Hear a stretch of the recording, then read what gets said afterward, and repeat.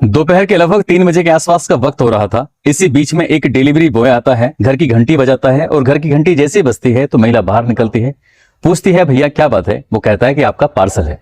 Parcel देकर signature कराता है। उसके बाद जैसे ही जाने के लिए चलता है तभी कहता है कि मैडम साहब घर पर हैं या बाहर हैं। वो कहती हैं कि साहब तो ड्यूटी पर गए हुए हैं। तभी वो कहता है कि मुझे प्यास लगी है, क्या एक गिलास पानी मिल सकता है। तो जैसे ही पानी मांगा जाता है वो कहती है ठीक है कोई बात नहीं, आप अंदर आ जाइए। अब डिलीवरी बॉय अंदर जाता है और अंदर जाने के बाद जब तक उसका मन करता है, जब तक उसका दिल नहीं भर जाता, तब तक वो घर के अंदर रहता है और आसपास के किसी व्यक्ति को इस बात पर कोई शक नहीं था, कोई सुबह नहीं था। और ये ऐसा पहली बार नहीं था, ये लगातार कई साल से ऐसे चला आ रहा था। और एक दिन सोशल मीडिया पर यह खबर तैरती है कि उस पुलिस वाले, यानी कि वो पुलिस वाले की बीवी होती है, पुलिस वाले की बीवी का कत्ल हो चुका है। अब पुलिस ने इस घटनाक्रम का खुलासा करने के लिए तमाम जतन लगाए, तमाम कोशिश की। ये एक ऐसा अंधा कत्ल था कि कातिल को ढूंढ पाना बड़ा मुश्किल था। आखिरकार पुलिस ने उस कातिल को तलाश कर लिया, पुलिस ने गिरफ्तार किया और गिरफ्तार करने के बाद वो कातिल बार बार एक ही बात कह रहा था कि मैं पकड़ा कैसे गया, बस मुझे ये बता दो। पुलिस हंसती है और मुस्कुराते हुए कहती है कि पहले ये बताओ कि कत्ल कैसे किया, क्यों किया, क्या वजह थी। आखिरकार जब दोनों ने एक दूसरे के बारे में बताया तब लोगों को इस कहानी के बारे में सुनकर बड़ी हैरानी हो रही थी कि आखिरकार ऐसा कैसे हो सकता है। आज कहानी उसी डिलीवरी बॉय, पुलिस वाला और पुलिस वाले की बीवी की। आदाब, नमस्कार, सत श्री अकाल। मैं उस्मान सैफी। आज की जो सच्ची घटना मैं आपको सुनाने जा रहा हूं, ये सच्ची घटना है छत्तीसगढ़ प्रदेश का एक जिला है सुकमा। दरअसल सुकमा जिले में ही तैनात एक पुलिस वाला होता है जो कि डॉग हैंडलर होता है। उसका नाम शिशुपाल। शिशुपाल अपनी पत्नी को फोन करता है। वो लगातार फोन कर रहा था। पत्नी रहती थी रायपुर का एक विधानसभा थाना क्षेत्र है, उसी का एक इलाका है आमा सिवनी। आमा सिवनी के पास एक कॉलोनी है, पुलिस कॉलोनी, उसी का ब्लॉक नंबर ए, गली नंबर 4। अपनी पत्नी जोली को फोन मिलाता है, लेकिन पहली बार फोन करता है 6 मार्च 2024 को। फोन उठता नहीं है। दूसरी बार ट्राई करता है, तीसरी बार ट्राई करता है। उसे लग रहा था कि बीवी सो रही है। तो कुछ देर के बाद फिर एक आध घंटा बीतता है, फिर फोन करता है। लगातार फोन कर रहा है अपनी बीवी को वो पुलिस वाला, फोन उठ नहीं रहा है। तो वो परेशान हो जाता है। वो कहता है कि आखिरकार करा जाए तो क्या किया जाए। तभी पास में ही एक घर होता है, पड़ोसी के पास फोन किया जाता है और पड़ोसी से कहा जाता है कि जाकर देखो मेरी जो बीवी है वो पता नहीं बाजार गई है, घर में है, क्या कर रही है। काफी बार ट्राई कर चुका हूं लेकिन फोन नहीं उठ रहा है। अब पड़ोसी जाते हैं, कहते हैं कि साहब घर का तो ताला लगा हुआ है। अब ऐसी स्थिति में ताला लगा हुआ है तो वो क्या करें। तभी वो पुलिस वाला कहता है कि घर के अंदर झांक के देखो, हो सकता है कि कोई बात हो। तो जैसे घर के अंदर झांक कर देखा जाता है, इसी बीच में उस आदमी की जो नजर पहुंचती है, उस आदमी के होश फाख्ता हो जाते हैं। दरअसल वो घर के आंगन में देखता है कि जगह जगह ब्लड फैला हुआ है, खून की छींटे फैले हुए हैं। वहां से हट जाता है। तुरंत ही वो कहता है कि भाई साहब कुछ ना कुछ गड़बड़ हो चुकी है। तभी वो पुलिस वाला जैसे ही बात सुनता है वो खुद पुलिस को फोन करता है। साथ ही वो जो व्यक्ति था पड़ोसी, वो भी पुलिस को फोन करता है। अब पुलिस से सूचना मिलती है, पुलिस मौके पर आती है। जैसे ही पुलिस मौके पर आती है, देखते हैं तो घर के बाहर का ताला लगा हुआ है। ऐसी स्थिति में अब क्या किया जाए, तभी वीडियोग्राफी की जाती है, साथ ही उस ताले को तोड़ दिया जाता है। ताला तोड़ा जाता है। पुलिस वाले की बीवी घर के अंदर थी, अर्धनग्न अवस्था में थी और पूरे घर के अंदर जगह, कभी आंगन में, कमरे में, चारों तरफ ब्लड फैला हुआ था। ऐसा लग रहा था किसी धारदार हथियार से उस महिला को बार बार मारा गया था, जिसकी वजह से उसकी मौत हो चुकी थी। उस शव को कब्जे में लिया जाता है। कब्जे में लेने के बाद पोस्टमार्टम के लिए भेजा जाता है। पोस्टमार्टम में भी यह खुलासा हो जाता है कि आखिरकार इनकी जो हत्या की गई है वो पहले धक्का दिया गया है और उसके बाद जो सर में चोट लगती है, गिरती है, तो उसके बाद फिर इन पर लगातार किसी धारदार हथियार से वार किया गया है। हत्या क्यों की है, किसने की है, पुलिस के लिए सवाल था। पुलिस के लिए सबसे पहले प्राइम सस्पेक्ट था वो पुलिस वाला, कि आखिरकार पुलिस वाले ने ही तो ये काम नहीं कर दिया है। पुलिस वाले की सीडीआर निकलवाई जाती है, साथ ही महिला के मोबाइल की भी सीडीआर निकलवाई जाती है। अब इस मामले की जांच पड़ताल में पुलिस जुट जाती है। धीरे धीरे करके दिन बीतने लगते हैं। 5 मार्च 2024 की यह घटना होती है। 6 तारीख को पता चलता है, लेकिन कातिल पुलिस के हाथ नहीं लगता और पुलिस के लिए बड़ा मुश्किल हो जाता है।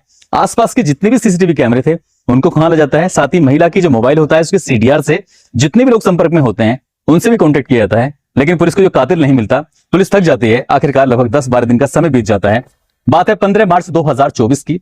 पुलिस एक व्यक्ति को उत्तर प्रदेश का एक इलाका है भदोई, वहां से पकड़ती है, गिरफ्तार करती है और गिरफ्तार करके लेके आती है थाने। थाने लाने के बाद उससे पूछा जाता है कि आखिरकार पूरी कहानी बताओ। तो वो व्यक्ति जो होता है, जिसका नाम जय सिंह उर्फ राहुल होता है, वो कहता है कि सर सब कुछ बता दूंगा, लेकिन पहले मुझे ये बता दो कि आखिरकार मैं पकड़ा कैसे गया। पुलिस वाले कहते हैं कि पहले आपको यह बताना पड़ेगा कि तुम यहां करने क्या आए थे, तुमने कत्ल क्यों किया, तुम्हारा इस घर से क्या लिंक है, क्या रिश्ता है। तब उसने कहानी बतानी शुरू की और कहानी शुरू होती है कुछ लगभग 4 साल पहले से। टिकटॉक का जमाना था। टिकटॉक हर युवा की जुबान पर, हर व्यक्ति की जुबान पर सड़ चढ़कर बोल रहा था। अपनी वीडियो बनाया करते थे और वीडियो बनाने के बाद उस पर अपलोड कर दिया करते थे। टिकटॉक का ही बोलबाला हुआ करता था। अब वो जो पुलिस वाले की बीवी होती है, जिसका नाम जोली होता है, जोली अपनी वीडियो बनाया करती थी, ये लड़का भी अपनी वीडियो बनाया करता था। हालांकि ये लड़का मुंबई में रहकर नौकरी क्या करता था, इलेक्ट्रीशियन की, और इसकी भी शादी हो चुकी है, 2 बच्चे इसको हो चुके हैं। और ये जिस महिला के साथ वीडियो बनाया करता था, तो उस महिला की भी शादी हो चुकी है एक पुलिस वाले से। लेकिन इस बात को पुलिस वाले घर वाले नहीं जानते थे, ना ही इस लड़के के घर वाले जानते थे। वो मुंबई से रह के वीडियो बनाता था, ये यहां से रह के वीडियो बनाया करती थी। दोनों मर्ज करते थे, उस हिसाब से टिकटॉक पर लगातार इनके वीडियो काफी चलते भी थे। अब दोनों की दोस्ती हो जाती है, दोस्ती कुछ ज्यादा होती है, दोनों आपस में एक दूसरे को पसंद करने लगते हैं, दोनों ही शादीशुदा होते हैं। अब इस महिला ने कहा कि तुमसे मिलने का मन कर रहा है, बात करने का मन कर रहा है, आ जाओ किस दिन मिलने के लिए। तो वो मुंबई से सीधा चला आता है रायपुर, और रायपुर में आता है इस महिला के पास। अब उसने कहा कि अगर तुम यहां आओगे, ये पुलिस की कॉलोनी है, कोई देखेगा तो बात खराब हो सकती है, इसलिए कुछ ना कुछ अलग करना पड़ेगा। तभी उसने एक यूनिफॉर्म ली, यूनिफॉर्म थी डिलीवरी बॉय की, ताकि वो आए तो किसी को शक भी ना हो। डिलीवरी बॉय बन के आता है, दरवाजा खुलवाता है, उसके बाद फिर एक दूसरे के साथ रहते हैं, वक्त बिताते हैं। और वो ऐसे वक्त में आता था जब पुलिस वाला घर पे होता ही नहीं था।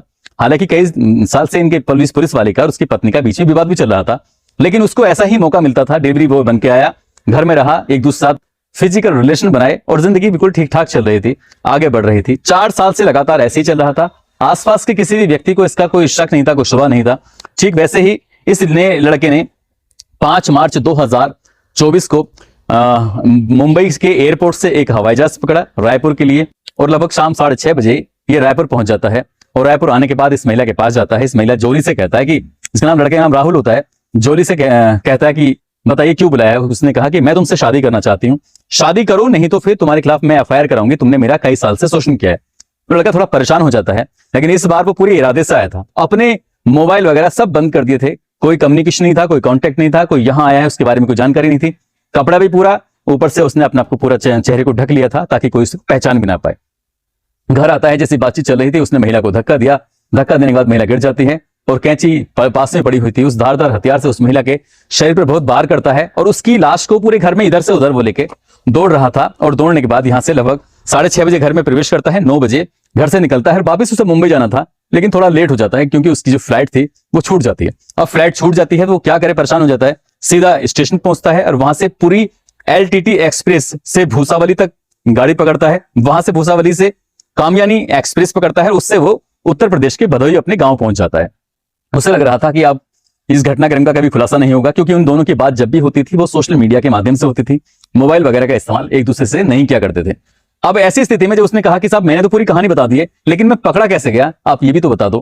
पुलिस वालों ने कहा कि जब तुम मुंबई से रायपुर के लिए सफर कर रहे थे तो हवाई जहाज का आपको एक टिकट मिला था।